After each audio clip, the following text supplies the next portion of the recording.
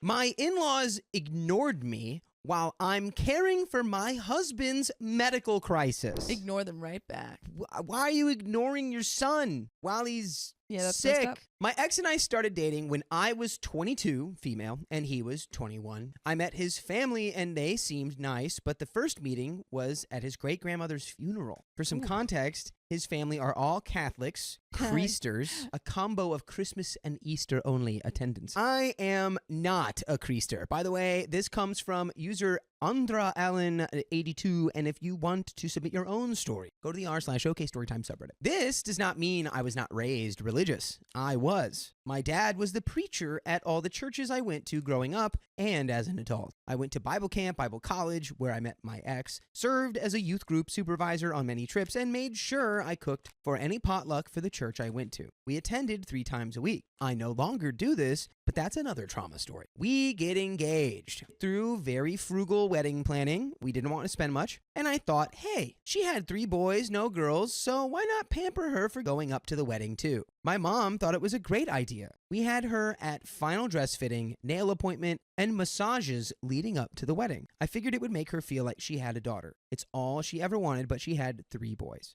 All grandkids are boys too. Everything seemed fine, and it was for a while, but there would be little digs and passive-aggressive comments here and there. Is anyone else confused as to who OP is referencing right now? The mother-in-law. It's the mother-in-law. Okay, Yes. I couldn't tell if it was the mother-in-law or if it was the grandmother. Well, hopefully we'll get some clarity moving forward. However, I was a people pleaser. I let the comments go. I got on with his dad and the rest of his family, so cool, right? My ex ended up falling 20 plus feet off of a roof one afternoon and suffered a broken collarbone, a punctured lung, but more importantly, a traumatic brain injury and a stroke. Oh my God. Oh, that's terrible. I got called by the cops and they don't tell you what's wrong. They just say, meet us at the hospital. I thought it wasn't that serious, but I texted my mom and she Ubered immediately to meet me. We lived in New Jersey, my mom in New York, the in-laws in Michigan.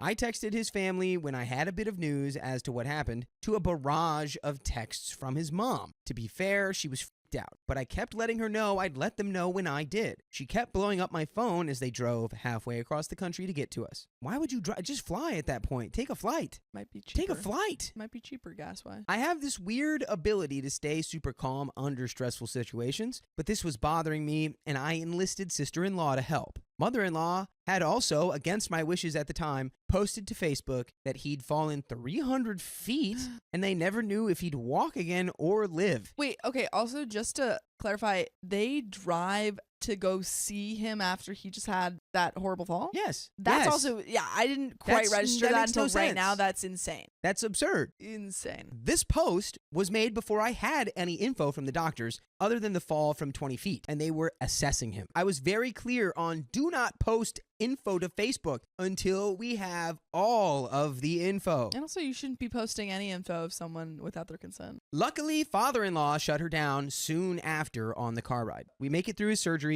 and go home with my mom and get to the house with the guest room set up for the in-laws. Mom lets me sleep. She was going to sleep in bed with me. I love her. She stays up and they never show up. They were told to come to our house. They got a hotel near the hospital. That's fine. So It's this her idea. is so strange too, because I was thinking, oh, maybe their excuse was for the road trip was cost, but then to not, for the hotel. I don't know. It doesn't make sense. It doesn't make sense. Doesn't make any sense.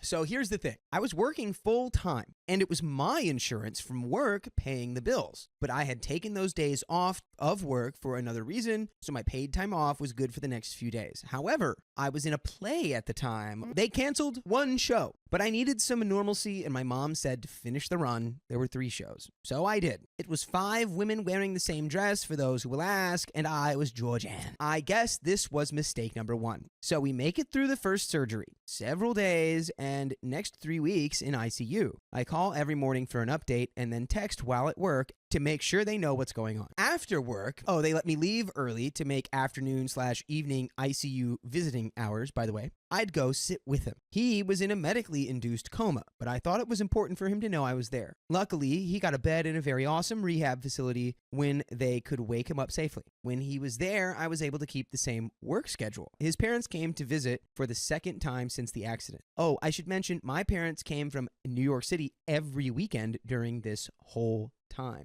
I offered the spare bedroom for the in-laws again, but mother-in-law decided on a hotel again. We had, and I still have, a small Boston, but he was never allowed in the spare room for reference. Oh, so I guess because of a dog? Yeah, a little Boston Terrier. A little yapper. Mother-in-law complained the entire time how expensive everything was in New Jersey. I reminded her that they could use our spare room. My mom would sleep in the bed with me, and our bedroom was huge, so my dad would use an air mattress in the bedroom. I don't know if having one bathroom was a problem or what, but cue the next 3 weeks. Complete silence from mother-in-law. Literally nothing. Anything coming from his family came from the sister-in-law or father-in-law. Father-in-law apologized that she stopped communication. Again, anytime they visited, complaining at the cost of hotels. You can complain about something if you've been offered a solution. Yeah. And you keep not taking it. It's like you get shut up. You get hit in the head and you're like, oh, that sucks. And someone's like, you could wear this helmet. You're like, get it. No. I don't wanna wear that helmet. That looks ugly. Dong. Oh, my head. Same spot.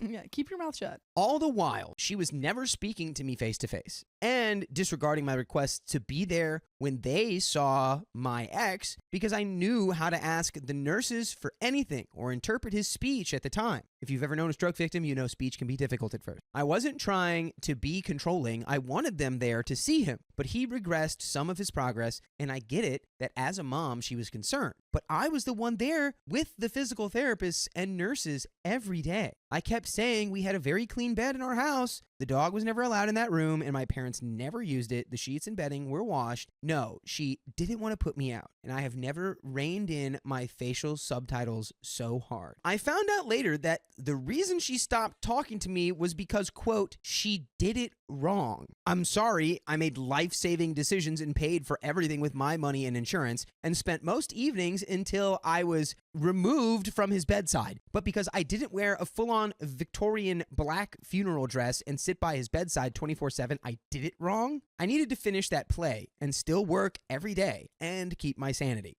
Plus, ICU does not let you stay the entire day. Don't be hard on yourself if you are going through something crummy and you need to get a bit of normalcy back, FYI. When he did come home, they came again. And instead of apologizing to me verbally, she coldly handed me a very small cinnamon apple jar candle. I'm sorry. They're apologizing with a bad Hallmark She's candle. like, here's a candle, I bought it. And like doesn't even look at you. That's not Bath and Body Works. I don't know. I didn't even smell it. Honestly, someone gave it to me, and I'm regifting I'm it. regifting this candle It's to you. been in my closet for 2 years. And she knew at this point I did not love that scent. I love mahogany and cedarwood and more of like manly scents. Oh, So so she she likes went out mahogany of her teak way. wood. Yeah, She she's like, went I out know, of her way to get you a I know scent that you that you hate this hate. candle. Every Easter, she gave me white chocolate while knowing that I hate that and love dark chocolate instead. So, sister-in-law came to my defense a few times when mother-in-law would secretly complain behind my back, and she got crap from her as well. Father-in-law said she needed to apologize to me in person with big girl words, and never did. She can't do it. She can't do it. Her pride is too large. She's just a child She's a in child a at grown heart. woman's body. Mm-hmm. I blocked her and my ex when the divorce happened. Pretty sure he was cheating. Wow, you just glazed right over that one. Whoa. Okay, so I've never gotten my apology, and I've talked through it in therapy and just don't care anymore. Also, if someone was ever wronged in her eyes, the dookie was talked about that person. Sister-in-law was bullied into not hosting Christmas Eve one year because that's not how we do it. It must be here. Here's some more extra info. Okay, going into why they are now exes. Finally, I needed that information. I know it was only 2 sentences later, but finally. He is an ex because in the years after the coma situation, he decided he needed to find someone to, quote, finally make him happy. My mom and I think that he was cheating already. Oh well, I'm happier now, and he was getting mentally and emotionally abusive. I was getting more afraid that it was going to get physical. Yeah, you know what? Good riddance. Good riddance. Good riddance. Get rid of this guy. And you know what? You can get rid of not having full episodes of stories like this in your ears. And all you have to do is go to iHeartRadio or Spotify or Apple Podcasts and search OK Storytime, wherever you listen to podcasts. And you will have the entire archive of So much. 1,200 hours to listen to at your leisure. Ring, and ring. we highly suggest you do it. It's us. Pick up the phone. We have a little bit left. Let's finish it off. Here's a little more info. During the ex's hospitalization and rehab, it came out that his little brother was cheating,